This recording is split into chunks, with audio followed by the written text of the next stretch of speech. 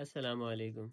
آج ہم آپ کو لے چلیں گے ایک دلچسپ سفر پر، جہاں ہم آپ کو دکھائیں گے کہ کس طرح مونگ پھلی کھیتوں سے ہمارے دسترخوان تک پہنچتی ہے۔ یہ سفر صرف ایک بیج کا نہیں، بلکہ محنت، قدرت اور غذائیت کا آغاز ہے۔ اس سفر میں ہم پٹائی، گہائی اور چنائی کے مراحل کو دکھائیں گے۔ تو آئیے شروع کرتے ہیں۔ پٹائی کا عمل سب سے پہلے ہوتا ہے۔ کسان جب مونگ پھلی کے پودے تیار کرتے ہیں تو وہ انہیں نرم ہاتھوں سے کھینچتے ہیں۔ یہ مرحلہ بہت اہم ہوتا ہے کیونکہ اس میں صحیح طریقے سے بیجوں کو نکالنا ہوتا ہے۔ اس عمل میں کسانوں کی مہارت اور تجربہ بہت اہم ہوتا ہے۔ انہیں یہ جاننا ہوتا ہے کہ کب پودے کو نکالنا ہے تاکہ بیج صحیح حالت میں رہے۔ یہ بھی دھیان رکھنا پڑتا ہے کہ بیج زمین میں نہ رہ جائے۔ پٹائی کے لیے مناسب وقت کا انتخاب بہت اہم ہوتا ہے۔ مونگ پھلی کے پودے کو زیادہ دیر تک زمین میں نہیں رہنے دینا چاہیے کیونکہ زیادہ دیر سے نکالنے پر بیج خشک یا خراب ہو سکتے ہیں۔ مونگ پھلی کی فصل جب پک جاتی ہے تو اس کی جڑیں زمین سے آسانی سے نکل جاتی ہیں۔ کسان عام طور پر دھوپ والے دنوں میں پٹائی کرتے ہیں تاکہ نکالی گئی مونگ پھلی جلدی سوکھ سکے اور سڑنے سے بچ سکے۔ پودے نکالنے کے لیے کسان یا تو ہاتھوں کا استعمال کرتے ہیں یا تو مخصوص اوزاروں کا۔ ان اوزاروں کی مدد سے زمین سے مونگ پھلی کے پودے کو نکالا جاتا ہے۔ اگر فصل بڑی ہو تو زیادہ تر مشینوں کا استعمال کیا جاتا ہے تاکہ زیادہ بیج کم وقت میں نکالے جا سکیں۔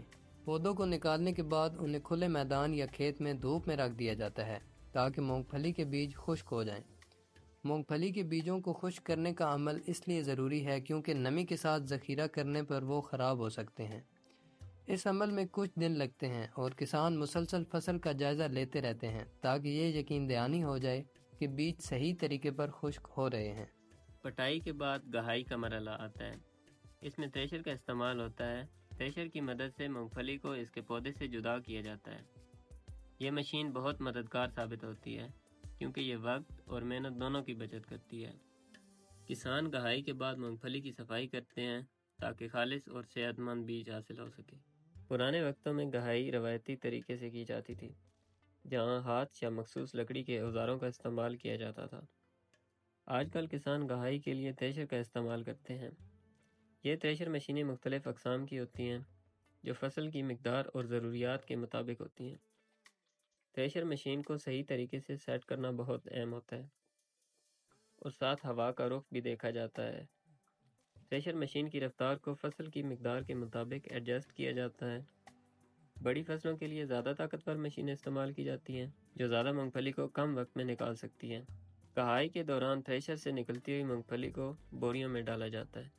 آخری مرحلہ چنائی ہے، جہاں کسان مشینوں کے ذریعے زمین سے مونگ پھلی کو چننے کا کام کرتے ہیں۔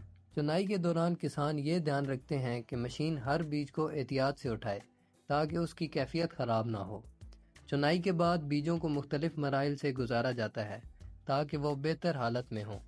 اس سفر کے دوران ہم نے دیکھا کہ مونگ پھلی کی کہانی صرف ایک بیج کی کہانی نہیں، بلکہ یہ محنت، عزم اور قدرت کا ملاپ ہے۔ ہمیں یہ سمجھنا چاہیے کہ ہر کھانے کے پیچھے ایک کہانی ہوتی ہے۔ اس ویڈیو کے ذریعے ہمیں یہ معلوم ہوا کہ کیسے مونگ پھلی کھیت سے ہماری پلیٹ تک پہنچتی ہے۔ اگر آپ کے کوئی سوالات ہیں یا آپ کو مزید معلومات چاہیے تو بلا جھجک کامنٹس میں پوچھیں۔ آج کے لیے اتنا ہی، ملتے ہیں اگلی ویڈیو میں۔ اللہ حافظ۔